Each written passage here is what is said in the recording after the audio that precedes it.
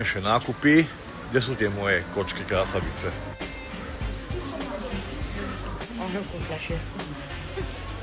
To sú ženy. Neviem ako vy, ale v Tesku majú že brutálne drahé veci.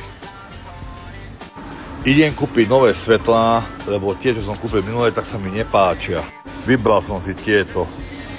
Hľadáme nejakú kosačku na náš trávnik.